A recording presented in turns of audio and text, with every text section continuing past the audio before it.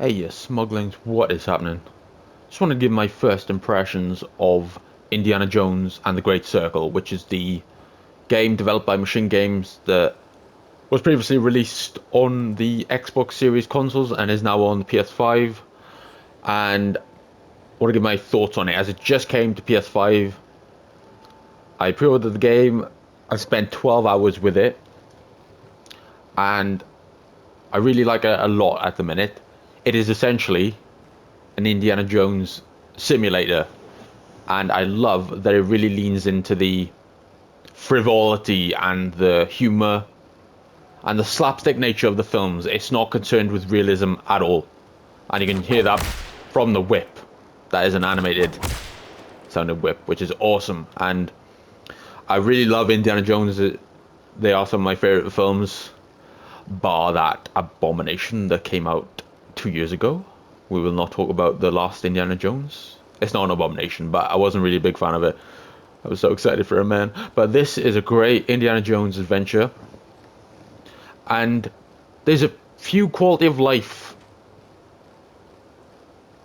parts of the game that I'm really impressed with. The fact that you can revisit locations that you've gone to before, because I'm in the Vatican right now, which is an area that I've completed, but you can revisit them to go to different side quests, and I really love that. And if you didn't already know, guys, yeah, this is a first-person Indiana Jones adventure, and that is very appropriate for Machine Games because they make the Wolfenstein games, which are in first person, and this is very similar to that.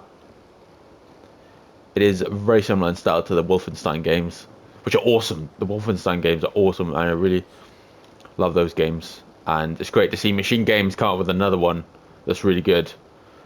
And it also reminds me a bit of Dishonored as well. The fact that the spaces are so open, it reminds me quite a lot of that.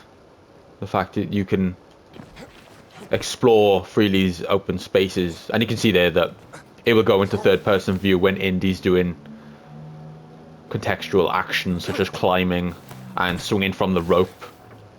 And you've also got the combat system there, which is very good. It's always a coin toss as to whether first-person combat system is going to work really well, but it works really well here.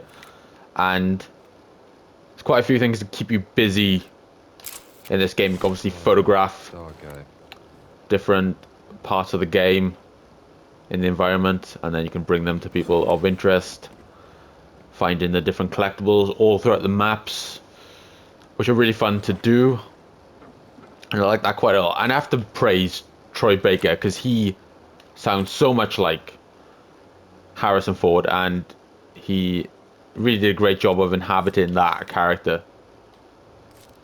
It's really crazy, and I was one of those people that thought that no one ever could replace Harrison Ford as Indiana Jones, but Troy Baker is doing the best Harrison Ford I've ever heard in my life. And it's really impressive. And it's needless to say, because he's obviously a brilliant actor and love a lot of his work, so that is needless to say, but it's a really good game so far. I do like it quite a bit. I'm halfway through the main story, I'd say. I'm thinking about doing a full review of the game, which will be here soon, but I just want to give my quick thoughts on this game. Very much like it so far.